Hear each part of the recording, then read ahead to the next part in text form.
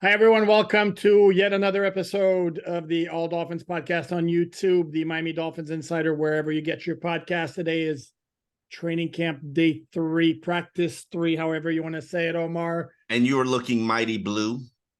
I am looking mighty blue in the blue room. How about that? And I guess there's some Dolphin fans maybe feeling blue. So perhaps it's appropriate because we just got news not too long ago. Jalen Ramsey's surgery, indeed, as suspected, involved a full repair of the meniscus in his left knee, which is going to keep him out probably until December. Doing the math, their first game in December is December 3rd against the Washington Commanders. That's game number 12, which basically means he's out for 11 out of 17. Somebody can do the math. Obviously, it's a big blow. Then again, there was a big blow when he was injured. We kind of figured it wasn't necessarily going to be a 1 or 2 day thing. Yeah, I didn't look at him and say he's going to be back on the practice field in a week, maybe not even a month, maybe not even 2. But December is harsh, but could be worse. It could be an ACL tear. We'd be done for the whole season. So look on the bright side if you're a Dolphin fan. Next man up. That's the mentality that people always have to have in football. Right now, you've got, I am, and as I wrote in an alldolphins.com column-ish thing about the candidates and the options that the Miami Dolphins have to replace Jalen Phillips, this happens to be probably the only unit on Jalen Ramsey. Let me correct you real quickly. You said Jalen Phillips. Okay, yeah. Okay, go ahead, Rizzo. Jalen Ramsey. Cornerback happens to be the only position where I think they're good on depth on defense. Across the board. They have a lot of edge defenders, if we're going to be honest about it. Well, the fact that I don't Bradley Chubb, Jalen Phillips, Andrew Van Ginkel, Emmanuel Ogbah, Malik Reed. They have a lot of guys at edge defender. Okay. Sure. Okay. How many of those guys you feel comfortable starting? Not to say that we're going to stay here forever. And I don't like one of those players as an edge. No, but obviously Phillips, Chubb, Emmanuel Ogbah. If Van Ginkel was a starter in a short-term capacity, I would have no issue with him. I like the guy a lot. No, I think their depth at the edge defender position is comparable to what they have at cornerback. But by all means, you had the floor. Between Cam Smith, Trill Williams, Kader Kohu going to the boundary, and then you're replacing him at the nickel with Nick Needham when he finally comes back. Noah Igbinoghene, who shouldn't be overlooked, and might even get equal opportunity to prove himself, considering he's a first-round pick. We all know how Chris Greer is with his first-round picks and his early draft picks. They get clear favoritism. I think you have some options. Keon Crossan, whenever he comes back from his injury, you do have some options. It's your deepest position on defense. So now the question is, can any of those guys step up? And you clearly are going to now consider shadowing Xavier again. I'm sure he's going to be a huge fan of that. This is an opportunity for guys to make a name for themselves. Last year, Kader Kohu did it. Look where his career is headed. Nick Needham did it 4 years ago. Anybody's ball game. We can even throw in Ethan Bonner. You want to be an NFL player, Ethan Bonner? Here is your chance. You had a good play against Tyreek Hill yesterday. Here you have just as much as an opportunity as Kader Kohu. Yeah, and here's the thing that everybody has to understand, which should be kind of obvious, but I'm going to say it anyway because sometimes I like to be Captain Obvious. But regardless of what the Dolphins have on the roster and the fact that they have guys who can be capable of handling the position, I mean, Jalen Ramsey is an elite all-pro type cornerback. Mm-hmm. You're not going to get the same kind of performance out of whoever lines up there. Just like if X goes out, if Tyreek Hill goes out, I mean, these guys are elite and they get paid the big bucks for a reason. So having said all that, and what your story on alldolphins.com looked at was the in-house option. Mike McDaniel, when he spoke about Jalen Ramsey on Friday morning before practice, said they're going to bring in some guys for workouts. Yeah. A little bit later on today on alldolphins.com, Dante Collinelli has a look at some of the veteran options around the league who also could be brought in. And I think one factor we have to consider here, and it's, to me, is a little bit of a mystery, is Cater started games, unless my memory severely fails me, both on the boundary and in the slot last year. I think it usually doesn't fail you. Thank you. I don't know about you. I kind of like him better in the slot. And yes, absolutely. And I think ideally the Dolphins would love to find an answer other than having to resort to Cater on the boundary to keep him in the slot. And then once Nick Needham is ready to start practicing and play, then Nick Needham can be either a backup in the slot or he can line up outside. But in the case of Needham, I also think he's better in the slot than he is on the boundary. All excellent points. Cater has the potential to be a star at the slot position. He probably has the potential to be an NFL starter at the boundary position. I want to see him develop as I want to see him develop as a nickel cornerback. Now, what he might want could also factor into this as well. He might raise his hand and say, I want to be in the mix for this boundary spot, because the boundary spot plays 1,000 snaps, nickel spot plays 700. And also, I think the Dolphins have to factor in when even though Mike McDaniel said they're going to bring in some some cornerbacks, I think they're going to have to bring in some nickels, because the sound of it with Keon Crossan going for probably a second opinion sounds like he might be down for a little while too. And he's the backup nickel. He's the third string nickel when you factor. Nickel. Yeah, if you count Needham. He's a third string nickel behind Nick Needham. Yeah. So you need a backup nickel now, if you're even going to consider moving Keon Crossan to the boundary. So, and nickel is a very specific position, and if we're going to be real and honest about it, it's harder to play than the boundary, because all you've got is receivers running option routes. They do whatever they want to do, and you're closer to the line of scrimmage. You're closer to the box. You're going to have to be more physical, more contact involved. Yeah, I said it. Nickel is harder to play than the boundary. Well, you also don't have the sideline to help you. So, and we watch those one-on-one passing drills where it's wide receiver against defensive back, and sometimes I saw there was one play today that's Cater, yeah. You're talking about Cater had one, but there's also one where Javon Holland is lined up across from Braxton Berrios, who's in the slot, and Berrios did an out move, and Holland was on top of him. And those drills, basically, the defenders have to defend half the field, and if you don't think it's major league big time advantage for the receiver, you're crazy. So whenever the defenders can make a play on those, tip of the hat, that's great work. And Cater did a great job during that particular session, if you recall. Yeah, Cater had a big deflection in one-on-ones. And keep in mind, the Dolphins put out a highlight on one-on-ones. Eric Uzukama, catching a pretty deep ball pass from Tua Tagovailoa in one-on-ones.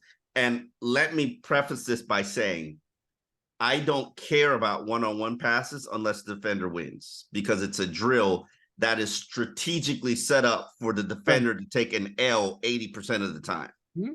So whenever the defender makes a nice play, that's the news. That's the news.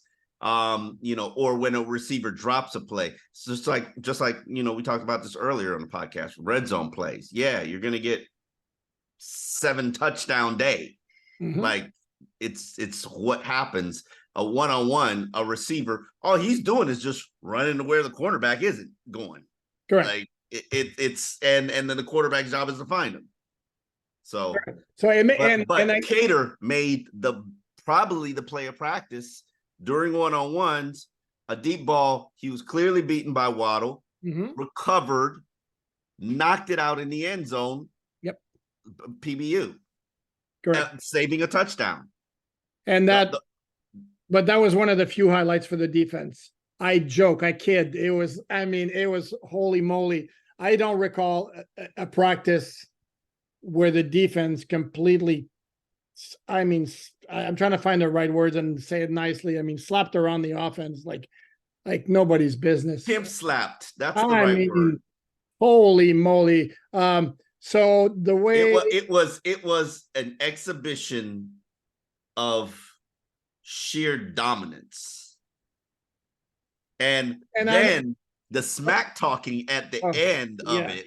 Christian Wilkins, my Lord. We finally got, you've always heard about how much Christian talks and how much crap he talks during, games. Yeah. But just to watch him verbally abuse an entire offense for practice, what I did not like is that he targeted all his viral comments at like a section of slot receivers, Braxton Berrios and the boys, section of slot receivers and receivers that I don't even know their name, when the running backs were standing right there. The running backs, after every play he made, and he made a lot of dominant plays, he could have just pointed to the running backs and talked his crap to the running backs. No, he changed his angle and direction, and I'm guessing it was because somebody on offense celebrated and cheered a Jeff Wilson run that me and Nick Chubb have a slight disagreement on. Being Bradley Chubb. I thought it was the best play of practice for the offense. It was at least, I gave it an 8-yard run. Chubb said he set the edge. He stopped play. It would have been a 2-yard run. You said he was blocked. Is that correct? He looked like he was engaged by the time Wilson was running by him or running next to him. I wasn't buying when he said 2-yard run. I was like, really? No, they got angry because the offense celebrated. It was a clear running lane to me. Probably the best I've seen in a while. It was a nice run. Chubb's like BS. And I understood where he came from. But from that moment where Chubb was like, y'all, I never heard anybody celebrate and cheer a 2-yard run. Oh, okay, it's on. From that point, practice was over. It was just abusive. How sack after sack after sack, dominance. No, it was. And it was, as I wrote in my training camp observations on alldolphins.com, it was like a combination. Some of them were coverage sacks, where it was either Tua or Skyler or Mike White couldn't find anybody open and pressure was against them. Some of them were blitzes that weren't getting picked up, and some of them were just a defensive lineman completely beating whoever was trying to protect him. And Zach Sealer, I think we all had Zach Sealer with multiple sacks, Christian Wilkins, Bradley Chubb, Duke Riley. Yeah. I mean, all of us, I mean, the definition of a sack can be different from one reporter to another, because obviously once the defenders gets close to the quarterback, they stop or whatever. I think all of us can agree it was double digits. Yes. Some guys we universally came to 12. We all came to 12. The total. Yeah, and I think there was probably more than 12 because guys like who was Bronson? Josiah Bronson. I had him for I had 11 documented, but if somebody's going to tell me 12.